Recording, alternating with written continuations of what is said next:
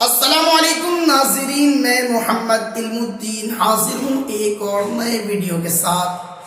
آج کے اس ویڈیو میں ہم اس شخص کے متعلق بات کرنے والے ہیں۔ دیکھ لیجئے غور سے اس شخص کا چہرہ۔ یہ وہی شخص ہے جن کی غیر مقلدین میں بڑی چرچا ہے، بڑے علامہ کے نام سے جانے جاتے ہیں اور ان کا نام طالب الرحمن ہے۔ یہ بڑے بڑے مسائل کا حل بتاتے ہیں، یہ بڑی بڑی تقریریں کرتے ہیں، اور ایک لفظوں میں یہ کہہ دوں تو یہ بڑی ایسی تقریریں کرتے ہیں کہ یہ لوگوں کو راہ راست سے بھٹکانے کے کام کرتے ہیں۔ ان صاحب سے ایک مجلس کے اندر سوال کیا گیا کہ بخاری شریف اور مسلم شریف کے 100% سچ ہونے میں کیا گارنٹی ہے؟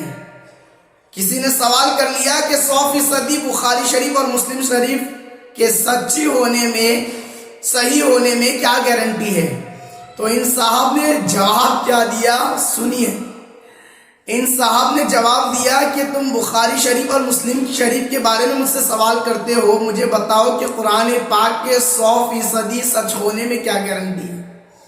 سوال بخاری اور مسلم کے بارے میں ہو رہا تھا، مگر ان صاحب نے جواب قرآن پاک سے دینا شروع کر دیا اور کہتے ہیں کہ قرآن کے 100% سچ ہونے میں کون سی گارنٹی ہے؟ اور پھر انہوں نے ایک آیت پاک پڑھی کہ ہم نے قرآن کے ذکر کو نازل فرمایا۔ یہاں تو قرآن اِنَّا نَحْنُ نَزَّلْنَا الذِّکْرَ، ہم نے قرآن کے ذکر کو نازل فرمایا۔ اللہ تعالیٰ فرماتا ہے، قرآن کے صحیح ہونے کے بارے میں نہیں فرمایا۔ لیکن یہ صاحب بڑی دور کی آیت پاک پڑھ رہے ہیں، اور پھر انہیں اس بات کی بھی ابھی خبر نہیں ہے، یہ اس بات کا بھی علم نہیں رکھتے ہیں کہ قرآن پاک 100% سچ ہے۔ تو انہیں بیچ میں جا کر آیت سے گواہی دینے کی ضرورت پڑی۔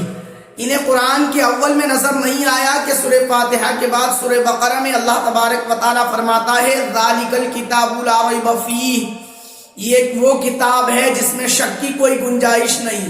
قرآن میں اللہ تو یہ فرماتا ہے کہ یہ وہ کتاب ہے جس میں شک کی گنجائش نہیں، مگر یہ صاحب جو ہیں بخاری اور مسلم کے مقابلے میں قرآن پاک کو لا کر یہ کہہ رہے ہیں کہ قرآن کے 100% سچ ہونے میں کیا گارنٹی ہے؟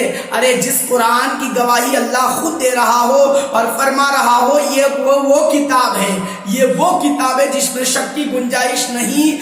تو جب قرآن تو یہ کہہ رہا ہے کہ اس میں کوئی شک کی گنجائش نہیں، طالب الرحمن کو ابھی بھی یہ لگ رہا ہے کہ اس میں کوئی شک کی گنجائش ہے۔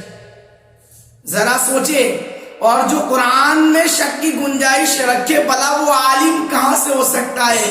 وہ عالم نہیں، وہ تو مسلمان بھی کہلانے کے لائق نہیں ہے، وہ تو مسلمان کہلانے کے بھی لائق نہیں ہے جو قرآن میں شک کی گنجائش رکھے۔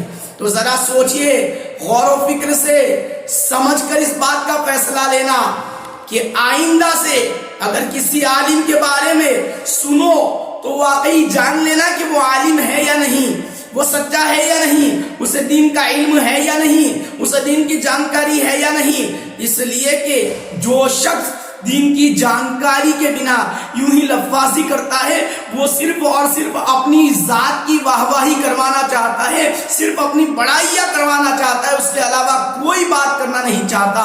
اگر وہ واقعی میں عالم دین ہوتا نا تو وہ قرآن سے یہ نہیں کہتا، قرآن کے بارے میں یہ نہیں کہتا کہ قرآن کے بارے میں کون سی گارنٹی ہے کہ وہ 100% سچا ہے۔